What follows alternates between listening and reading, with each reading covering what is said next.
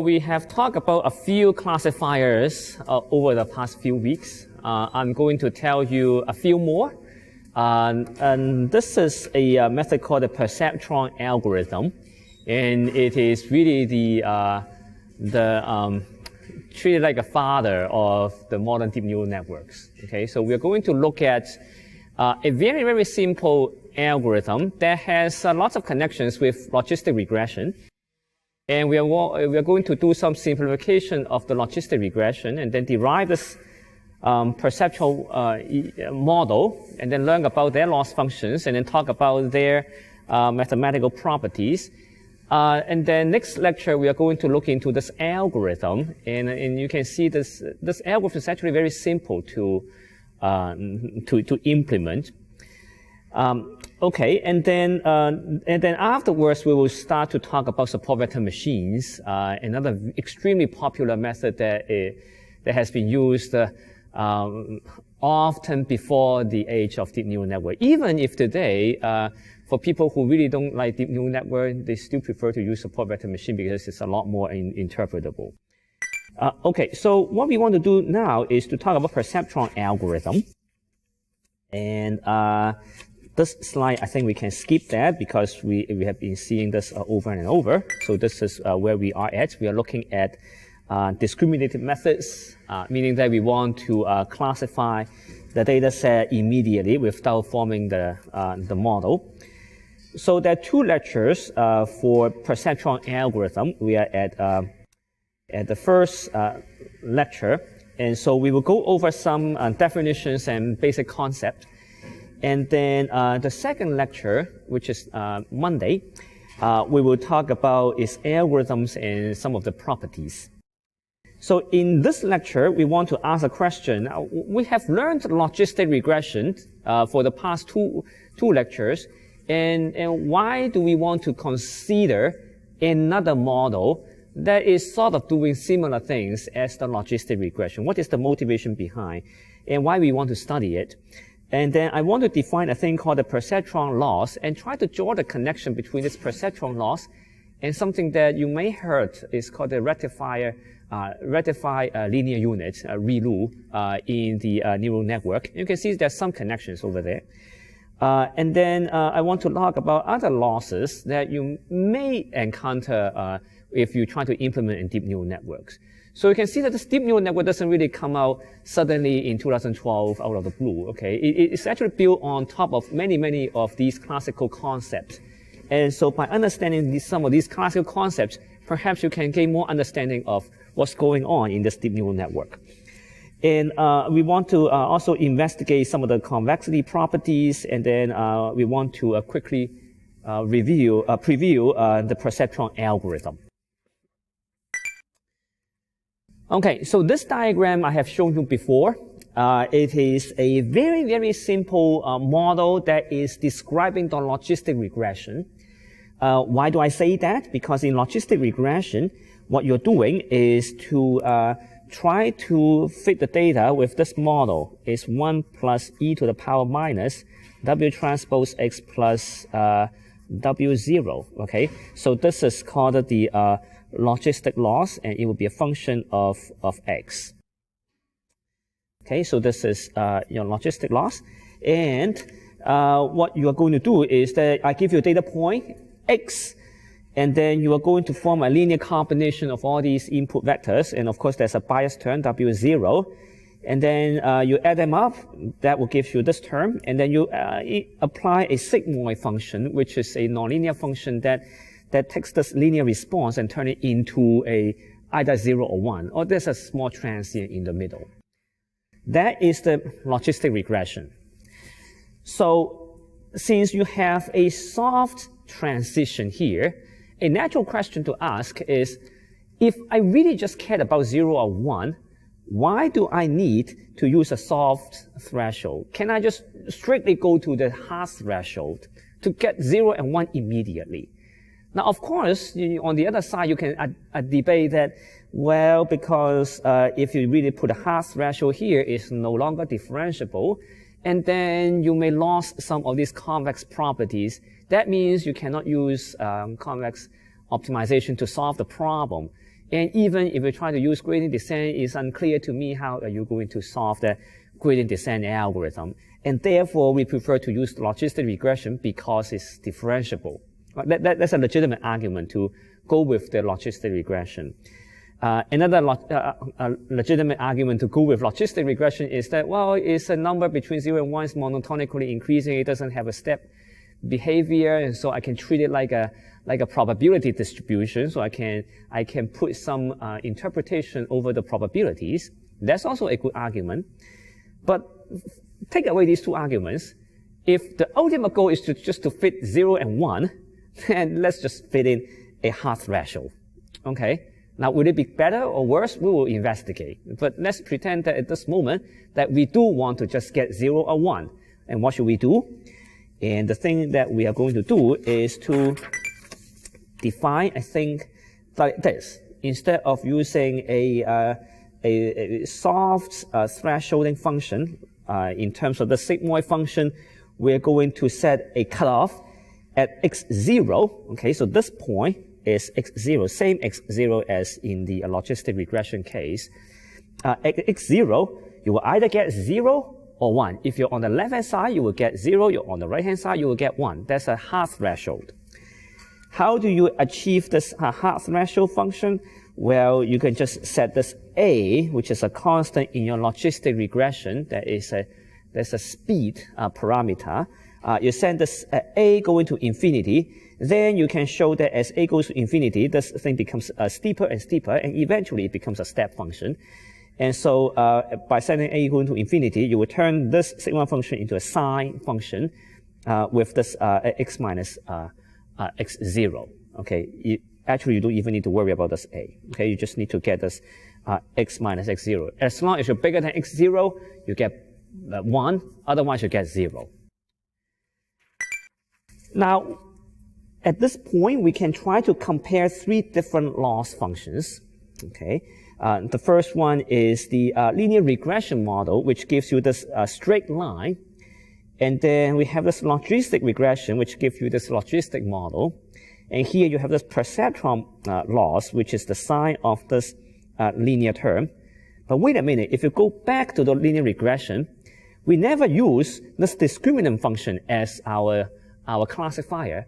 We always put another sine function on top of this discriminant function to get your classifier. Therefore, you can treat this linear regression as a 2-stage design process, where stage number 1, you define your discriminant function, and in stage number 2, you put a threshold to get your classifier. Perceptron algorithm is, in fact, like a one-step combination of all these two. Okay, just you compress these two together, you get a perceptron algorithm. Logistic regression is actually a soft version of that. Now you can think in that way. Okay, so these 3, they're all connected. They're not separate creatures. How do we define the perceptual loss function if we want to use this kind of concept? What would be the appropriate loss function? The loss function that we use to define the logistic regression takes this cross entropy form, where you have the log term, you have the label terms, and then you put them together. And we mentioned that this is like a Bernoulli likelihood because you can treat h as your probability getting a head, 1 minus h as the probability of getting a tail, and therefore this combination will give you the likelihood of flipping a Bernoulli coin. Now, for the perceptron loss function, instead of defining this, I am going to define the loss function as that. Okay? Now, this function, it looks very different from the other one. However, it does capture all the necessary things that you want in this logistic regression. Okay, let me show you how. Okay? So let's take a look at this loss function. I call this loss function as my hard perceptron loss. Okay, later on we will define a thing called the soft perceptron loss. This hard perceptron loss is a sum of all these samples, And then the samples, they will contain an input, and also there is a label. I'm going to multiply my label with my prediction. The prediction now is either 0 or 1. And then I am going to compare with 0, and whatever, which one is bigger, I'm going to report a bigger one because I have a max operator. Okay, so now let's look at a few cases. First of all, let's imagine that your decision is correct. Meaning that what? Well, meaning that either of these two cases will happen. It will be h equals to +1 and your label is +1 because your prediction is 1 and then your label is also 1 and so they match and so you declare that it's correct decision. Or they are both -1. Then in both cases, what will happen? Well, if this is +1, this is +1, then the product will be +1, right? Now you put a minus, and so it will become -1, and then you compare -1 with 0, which one is bigger? 0 is bigger, and therefore you say that the loss is 0. Okay? If you have a mismatch, one is +1, one is -1, or the other way around, you go to this product, you have +1 times -1, and so this term will give you -1, and then you have a minus outside, then you get +1. You compare with 0, which one is bigger? +1 is bigger, and therefore if you go to this case, you will get a loss of +1. Okay? So now you can imagine that you have a data set that contains n samples. If you can correctly classify a sample, the loss for that sample will be 0. If you make a mistake, that loss will be 1. Okay? And so this loss will just count how many samples that you have failed and how many samples that you have succeeded. It's just a very simple sum of all the loss. So when will you be good? You will be good if all the samples they are correctly classified. And so you can get a 0 loss. So this loss function actually makes sense. It's actually somewhat better than the logistic regression. Why? Well, the logistic regression, we do mention that you run into a trouble when your h is indeed exactly at 0. If h is exactly at 0, then you have log of 0, then you're not good, right? Or you have h going to 1, then you have log of 0 again. That's also not fun, right? So you see that when you literally want to have a binary decision, and if you put into a logistic regression, this loss function may not be that useful. And that's why we want to put the regularization into the logistic regression to prevent that kind of nasty behavior of the loss function. The same thing is not happening in the perceptron loss function because it's just so clean that it's either 0 or 1, and then you count the number of failures. Now, of course, there's no free lunch on this planet. We all know that. Okay, so what is the price that you're paying? The price that you're paying is that this function is unfortunately not differentiable. And so you go home and cry. Because why? Because you cannot take derivative, you cannot write gradient descent, you cannot use CVX. It's just not working anyway. Okay? So this is the price you're paying. You get a lot cleaner loss function. Is very interpretable. It matches your goal to just get 0 or 1. Now we can debate whether this is a good goal or not, but imagine that this is a good goal, then that is serving the purpose. However, it's not useful because it's not differentiable. You cannot run any algorithm. And therefore, people are really smart. They say that hard perceptron loss is not good. Why don't we try something softer? Okay? And by softer, I mean that instead of putting an h, I can put a discriminant function there. And this discriminant function is what? It's just this linear regression model, W transpose X plus W0. Okay, so the difference between this and the previous slide where you have a H, the difference is that here you're using a linear model and here you're putting a sign on the linear model. Then you ask, okay, does it still give me what I want? Well, clearly it's not the same as before because previously you get either 0 or 1, you count the number of failure cases. But this one is not. And so let's see what it's giving you. So suppose the decision is correct, then you should have either of these two cases. Let me explain why. Well, the label is +1, and then your discriminant function is positive. Okay, just positive. It's not +1. It's just positive. So you go to this equation. If this number is positive, and then this yn is +1, what is the product? The product is just a positive number. I don't know what number it is, but it is a positive number. Before the positive number, you put a minus sign, and so this becomes a negative number compared to 0. Which one is bigger? 0 is bigger. And so what is the loss? The loss is 0. You don't have any loss if you have a correct decision. Same for this -1 case where g is negative. However, if you have a wrong decision, when will this happen? It happens when your g is negative, and then when your y is +1. Okay? This is negative, this is positive, so the product is negative. You put a minus sign, it becomes positive. Which one's bigger? Of course, this number is bigger. What is the loss? The loss will become a positive number. I don't know what is the positive number, but I know it's positive, and so I have something.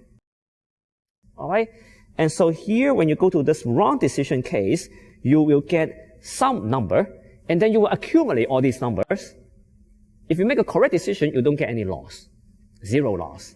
So eventually, if for the entire data set you make all perfect decisions, then good, this loss can still go to 0. If you have any wrong decisions, then they will accumulate depending on how far you are from the decision boundary, right? Because this discriminant function, okay, which says that you're trying to fit your data with this model, okay? So how well you can fit will be reflected here. This is the soft perceptron loss. It's slightly different from the hard perceptron loss, but you ask, previously I am not happy because it is not differentiable. In this case, how can it become differentiable? Can you show me? So we can actually do some calculation very soon, all right? So you can actually take the derivative with respect to this one because it's all linear in this form. You can actually get some derivative. It's not the legitimate derivative because you still have non-differentiable at 0 and stuff like that. But pretending that this is not a business, okay? Then you can still calculate the gradient in everywhere else. So we're going to do that. Okay. So let me summarize the terms that we have seen so far. Okay, so these are all the loss functions that we have studied in all the discriminative methods, not the generative method. Okay, generative method, you don't have this issue. For all the discriminative methods, you have a loss function, and then you want to run gradient descent algorithm, you want to get a solution. For linear regression, you have the square loss term. Convex closed form solution, everyone is happy. Usually have a global minimizer, so that's the linear regression model. You can choose the logistic regression model. You have this loss function, convex but no closed form solution, but you can still get global minimizer. It's just that the global minimizer is usually unique, but it doesn't need to be unique. Okay. It really depends on the landscape of this function. This hard perceptron loss function. So you have this function here is not convex, and then you have no closed form solution, and then you have a lot of global minimizers. The soft perceptron loss function is also convex actually. It doesn't have closed form solution and usually have global minimizer. So you can see in this table, I'm summarizing all these different kinds of loss functions that you can typically find in the machine learning literature, and what are the properties that you should ask for from them. Okay, so now let's take another close look at the optimization landscape of the hard perceptron loss and the soft perceptron loss. In the hard perceptron loss case, the landscape is piecewise constant. Okay, you either hit it or you don't hit it. Okay. And at the bottom, you will have entire plateau area that has a loss of being 0. Imagine that is linearly separable. Okay. Now, if you run into the soft perceptron loss case, then your optimization landscape is a little bit smoother. in a sense that you don't get this kind of sudden jump. It's still piecewise because of the linearity, but you don't have a jump. And then you also do not have this entire plateau of global minimizers. Okay, so that is a little bit nicer thing for the soft perceptron algorithm. Since we are looking at the perceptron loss, we can draw the figure to understand this maximum of minus x and 0, this operation. If you draw out this function as a function of s, you can see that it has a -1 slope on the left-hand side of the y-axis, and then it is 0 for the positive side. This should remind many of you in this room that it is just the mirror image of this function. Okay, this function says that it is 0 for the negative values and then 1 slope on the positive side. This is called the rectified linear unit, or ReLU in deep neural network. This is the perceptron loss that we are studying. And so you can recognize that why do we want to study perceptron algorithm? It's because it is capturing a lot of the similarities with the ReLU that you're using in the deep neural networks. There is another very similar variation. It's called the hinge loss. And the hinge loss, instead of putting a minus s and 0 here, you put 1 minus s and 0. The difference is actually not big, as I'm going to show you in the next slide. But before I do that, I also want to comment that for this loss function, the derivative is actually fairly easy to calculate. Okay, so you have this max, and then you have you can separate them into two different classes. The first class is that this argument is negative, and then the other argument is that the argument is positive. Now, why is this the case?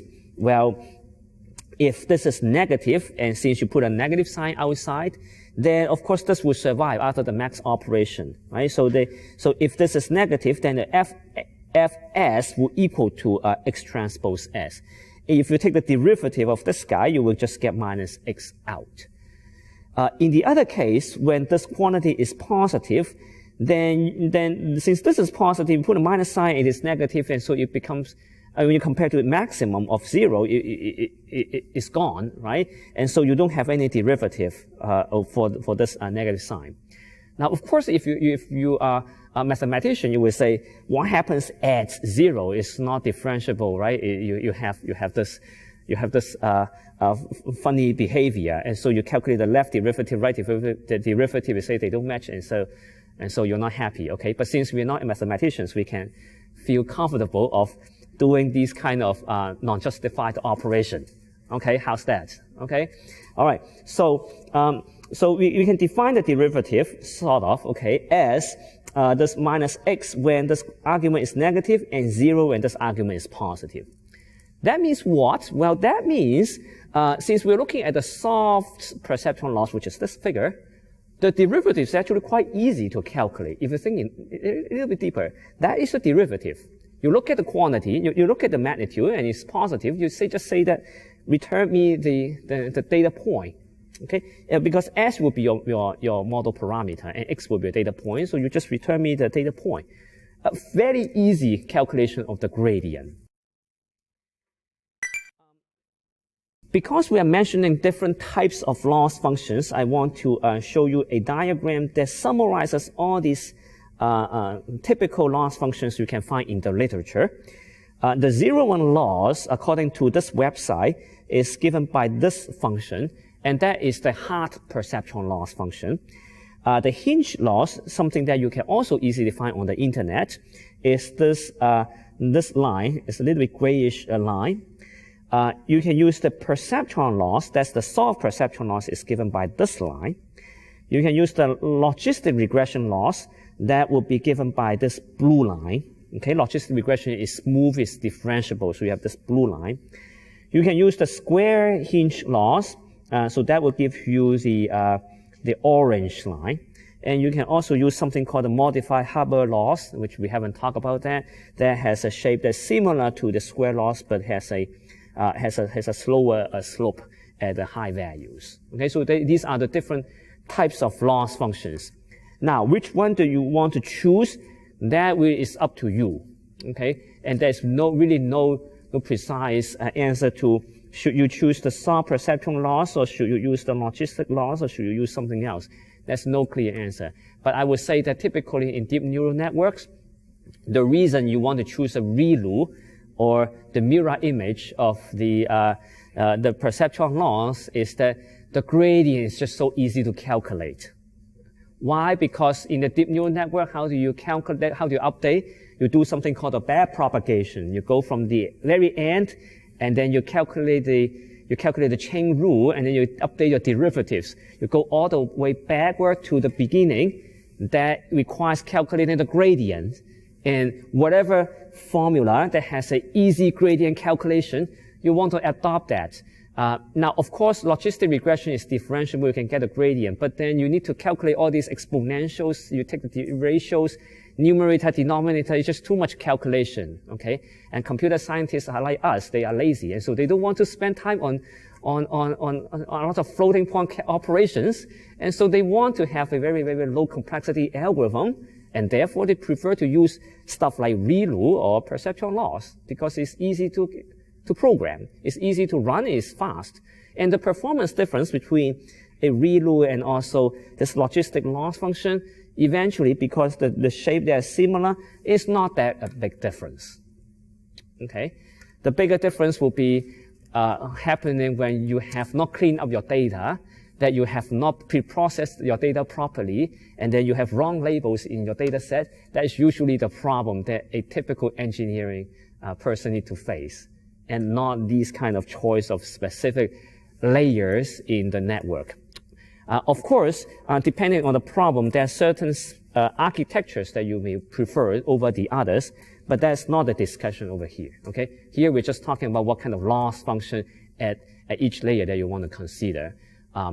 Okay? All right. So that concludes the first part of this lecture, which is to introduce all these basic concepts on perceptron algorithms, perceptron loss function compared to logistic.